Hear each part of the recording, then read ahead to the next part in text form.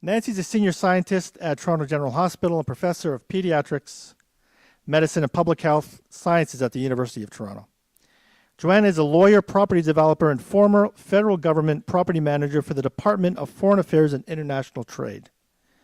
Over the past 2 decades, 20 years, each had to dig deep to find the resilience they needed to battle bureaucratic systems and persevere through lengthy and exhausting lawsuits as Canadian whistleblowers, where there is no protection and there is no incentive. Please welcome Joanna and Nancy to the stage to provide some closing remarks. It's hard to, well, actually, it's easy to follow Terence because he says everything in a calm, rational way. I've always said this to him, and then you say, did he really say that? Say, no, that's what they do. They do this and they do that, and people are staring at him thinking, did he really say that? Whereas if I say it, it sounds like I'm being a bit of an alarmist. And there isn't really much to add.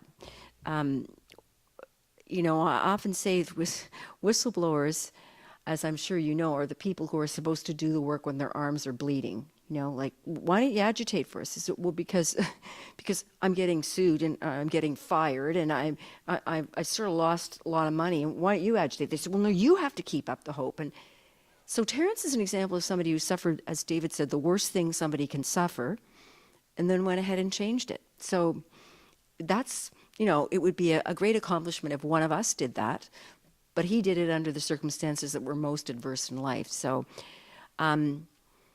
I want to make some very general comments, and maybe you want to go first. I don't know, Joanna, how do you want to do this? If you have anything in mind. Okay, so, you know, I just want to echo what Terence said about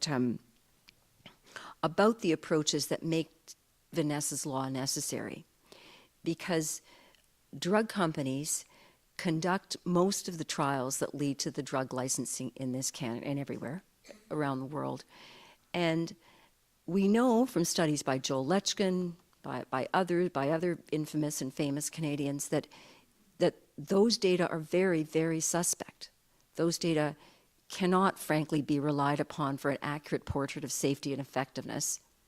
And so that's why Vanessa's law is necessary.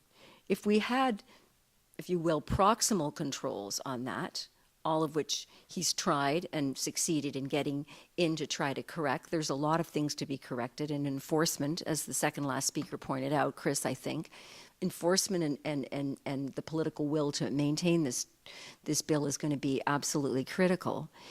But it is because we've let a system go out of control. And I view this as one of the first real attempts at controlling it. And it's sad, Terence, that it was necessary, that all the work and everything you went through has been necessary, but it's an incredibly vital, it's absolutely critical. And when we first met, we talked about what it meant, and I remember a friend of ours saying that if you don't care about this, you don't understand that you're going to need a drug in your lifetime, and somebody you love is going to need a drug in their lifetime. It's absolutely sure that you're going to need a drug. And we stand here not knowing which ones are safe, which ones are going to do what they say they're doing, 56% of the cases or 88% of the cases or in 10%, and what the balance of risk and benefits are. So that's why it's such an accomplishment. And I really don't want to talk about my feelings about everything because they're not important tonight. This is what it's important. So thank you, Terence. Thank you so much David, for asking me just to make a few comments, and thank you, Nancy, for it was Nancy who informed David that maybe I could add a few comments. And you know, when I was asked to speak, I thought it's awfully it's hard to follow speaking. Hard to follow speaking after Terence, because how do you say something that is meaningful and impresses a crowd when you're hearing after a father who lost a daughter? And I thought, well, really, the few words I can tell you is that this effort that he has devoted himself to, and which he so tragically lost his daughter about because of the failures in the system, that what I can tell you is maybe a few words that will show that there is the contribution we have to contribute to his efforts in order to make it work. I am a lawyer who worked at Foreign Affairs and saw a lot of corruption and a lot of waste, and so I sought to do my job. And I thought in doing it, I should speak out about the waste. And I realized that institutions do not respond well to people who put their hand up and seek to speak. It's a hackneyed phrase, but truth to power. And, you know, what Terrence has done is really extraordinary, because his daughter died, and then he stepped up and did something that galvanized the political sphere. He has attached us as a nation. He's engaged the Canadian public, and that is really extraordinary. But there's another element of it, and that is he talked about the what happens in the drug companies and in institutions, and that is the secrecy it goes on.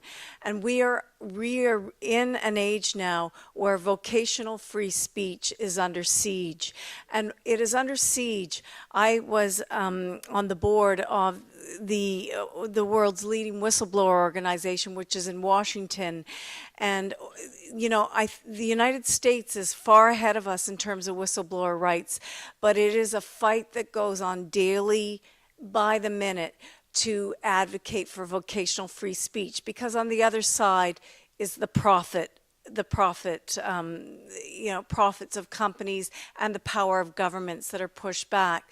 So, Terrence, I hope that you can be now a voice. I mean, you've done so much on this front, but we need to, this other element is to empower the people in the companies to speak out, because the adverse drug effects we need to shine a light on it, and we need to do that by letting employees speak truth to power, to come forward, to voice their concerns about the adverse effects. And we need to do that by protecting whistleblowers. And in Canada, we do not have whistleblower protection. We, in fact, have regressed. We saw Nancy Olivieri fought an unbelievable fight against the drug companies, and I fought it with the government. And we need to remember Vanessa. We need to honor what Terrence has devoted himself to for 14 years by going the final step, and that is protecting whistleblowers and allowing employees to bring forward the concerns that will then allow the Minister of Health to do what he or she needs to do, which is to take on these powerful institutions, take on the drug companies, to enforce what he has so ably placed in the law, which are the penalties, the threat of imprisonment, but that will only happen if the information comes forward. And that information will only come forward if we protect whistleblowers, which we are not doing right now. So I urge you to get on the phones, to write letters to your MPs, to, send a letter to Terrence, and to encourage this government to do what I believe they want to do, and that is to protect whistleblowers, whether they be in government or private industry, because with that, we can make a difference. But that is a necessary and essential part of it. So thank you very much for all you've done. This final speaker is Pat Gill. He's the founder and president of PRIM, and he will share some important words, and they look at the present and they look at the future. When he was 40 years old, a surgeon recommended taking out 1/3 of his stomach because of gastric bleed, but fortunately he resisted, and he opted to be treated medically. And more than 20 years ago, through the excellent care of his friend and physician, Dr. Fred Huey, who is right here, his patients are here. You just stand up. Dr. Huey is one of a kind, and he has been a major supporter of PRIM. Many of the people here tonight are his patients, his staff. He recognizes that things need to change in healthcare, and he's been a driving force behind it to this point. And we hope to get to that turning point sometime within the near future. But he treated Pat Gill. They became great friends. And he now has a full intact stomach, and he's been prescription free for 10 years. And they were ready to cut into Pat. 74 years old, a retired, very successful businessman. He wrote this. I'm just adding a few words. We wrote it together. A strong advocate for integrative medicine, the driving force behind the development of PRIM, motivated not by concerns for his health, and this is what got me involved with this organization, motivated by the concerns for his children and his grandchildren. Because nothing's going to change quickly, but it's going to change, and it's going to take the people. And we know, many of us here tonight, and there's a growing number of people well aware that complementary and alternative medicine should be integrated to any vision for better healthcare in Ontario and across this country. Ladies and gentlemen, Pat Gill. Good evening, ladies and gentlemen. I'm happy to see so many people here tonight. It's very encouraging that you take time out of a busy life to show your interest and support for the work we are doing at PRIM. I'm glad to see many of our supporters in the audience.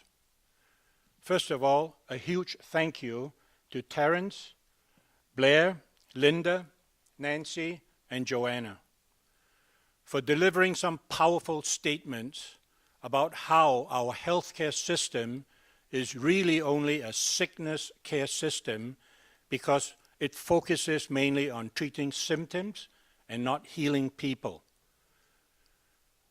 The regulator of medical doctors in this province, the College of Physicians and Surgeons of Ontario, known as CPSO or the College, describes evidence-based medicine as the gold standard of medical practice.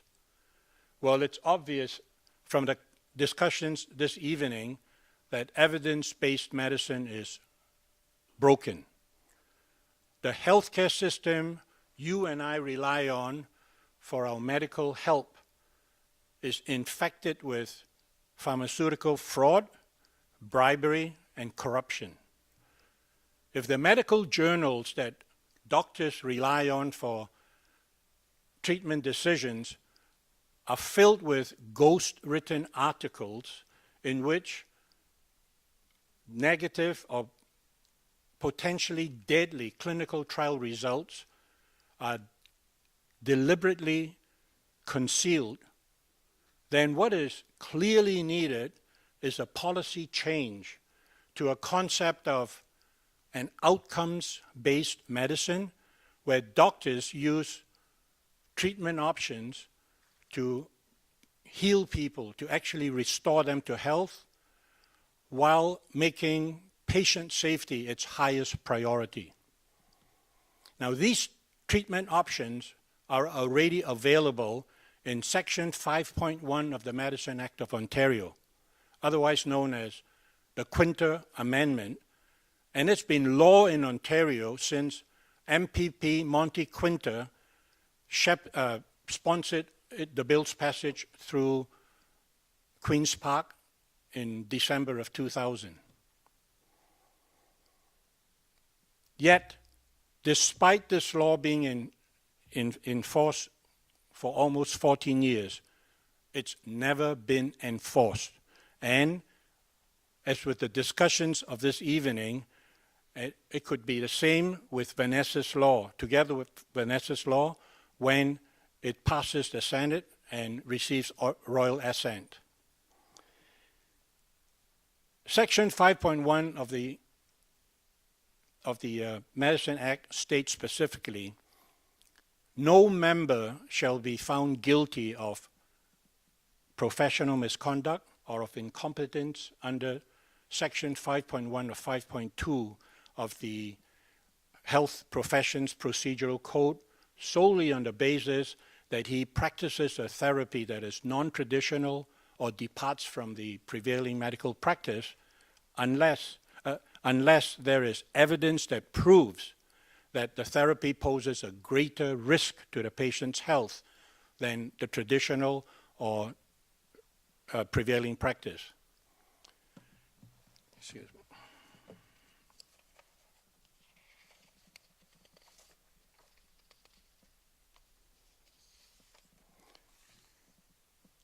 In fact,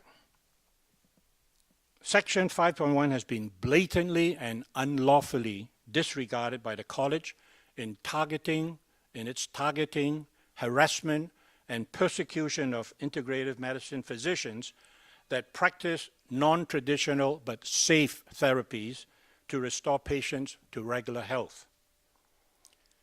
This illegal behavior must be stopped, and I call on the media to help by investigating the college for its violation of the Medicine Act of Ontario, similar to what the Toronto Star has done recently with its outstanding investigation of prescription drug safety at Health Canada. PRIM is an incorporated, not-for-profit, human rights advocacy organization founded to protect freedom of choice in healthcare. Included in PRIM's mandate are advocating for patients' right to informed choice about treatment options, and 2, fostering a safe environment for collaboration and innovation to medical treatments.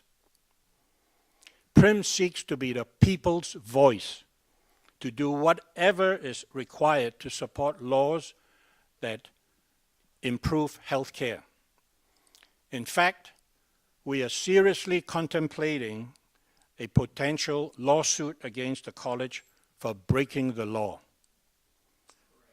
But we can't do it without your support. It's your health, it's your choice. We need your voice. So, if you haven't done this already, register on our website at primcanada.org and join us as we build a people's movement for better health care in Ontario and across Canada. And while you're at it, please tell your friends about us. Now, in closing, I'd like to show our 60-second public service announcement, which we hope will be aired shortly in Canadian television stations. And as David pointed out, after the video, please visit the PRIM exhibit and talk with our panelists in the foyer to the door, through the door to my left. Once again, thank you, Terence, Blair, Linda, Nancy, and Joanna, and of course, all of you for coming out tonight. Can you bring on the video, please?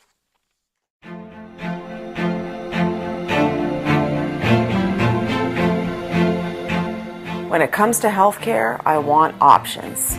I want to have a choice. We seem to have lost that ability to put all those fundamentals together. Healthcare, you're supposed to be my doctor. You're supposed to be looking out for me.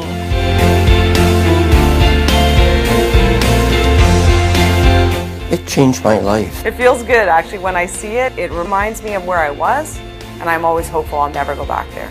This is me trying to walk to the bus stop because I couldn't walk 20 minutes to work. And now...